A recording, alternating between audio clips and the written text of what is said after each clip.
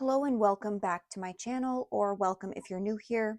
I recently did a video showing you how to use regular die cuts with your Glimmer or hot foil machine, but a lot of you asked if you could do it with the Betterpress machine. Now I have been playing around with this a little bit and I am quite surprised with the results. So these are the normal Betterpress plates that we get here. They're quite flat, so there's a lot of surface area here for your ink to go down, and that's why these press so nicely. And there are smaller images here, but again, there's lots of flat areas, and even these areas here are flat. Now with die cuts, they have smaller edges on them, and these are slightly thinner than the Betterpress plates as well, like thickness-wise. This background was done with some spray stains, and then I came over top with the Betterpress and pressed this image onto it.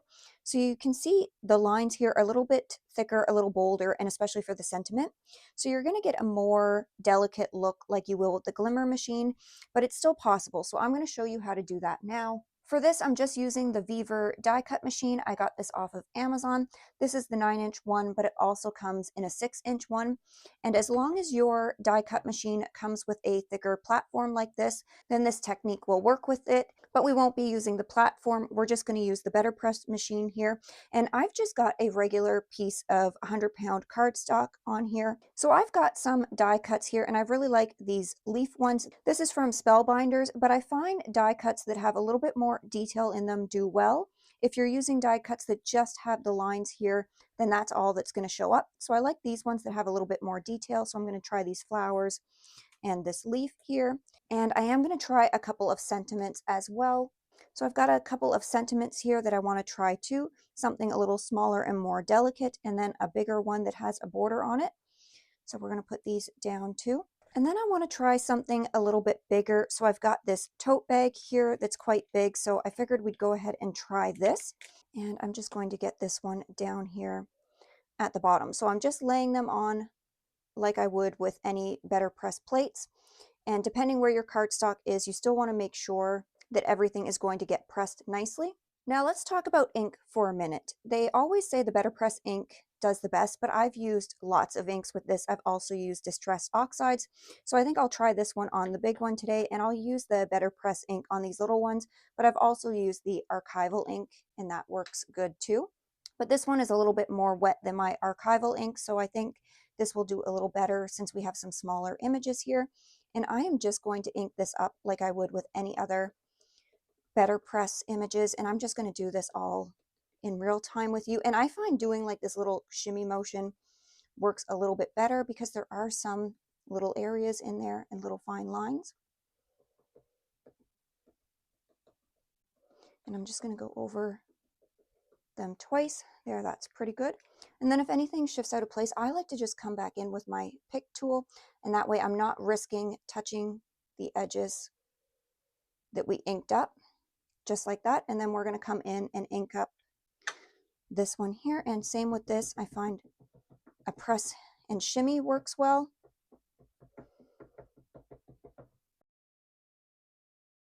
So I'm getting some good ink on there, and it's kind of hard to tell how much ink you've got on there because it is dark. And then because these are a little bit thinner than the Betterpress ones, I like to come around the edges. Anywhere there is a lot of open space, I just take a baby wipe and I am going to wipe up those edges. Because if there is a lot of open space, this could get on the background of your card. So if you're doing this directly on your card, then I would definitely clean up these edges. If you're going to die cut them out afterwards, then I wouldn't worry too much about it. And I'm going to scoot this one up a little bit. There we go.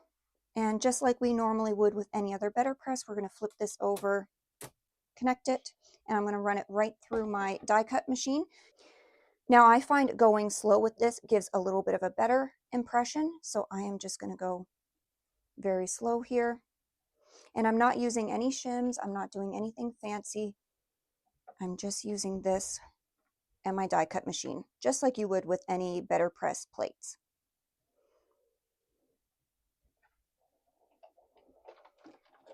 And then we're just going to gently take this out, bring it over here. And this is our results. So that's pretty cool that it presses right into the cardstock, and it is pressed in like it is for the Betterpress. Like, it is embedded in there.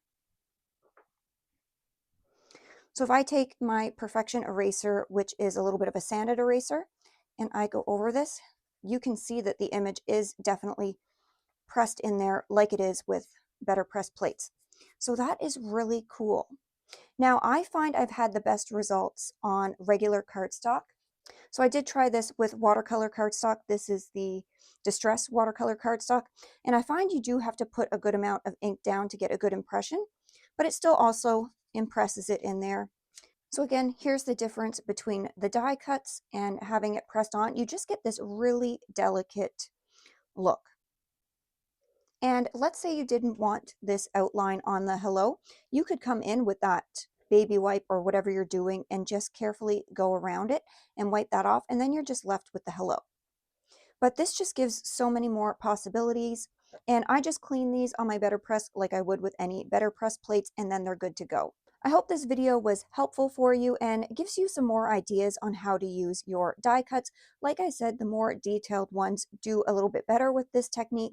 If you haven't seen the video of how to use your die cuts with your hot foil or Glimmer machine, I'll go ahead and link that down below for you. And if you have any other questions using the Betterpress or the hot foil machine, or wondering about anything else, because I like to experiment, as you can see, please let me know in the comments down below and I will give it a try. Give the video a like and subscribe to my channel if you want to see more card making videos from me. Thank you so much for watching, and as always, I will see you in the next video. Bye!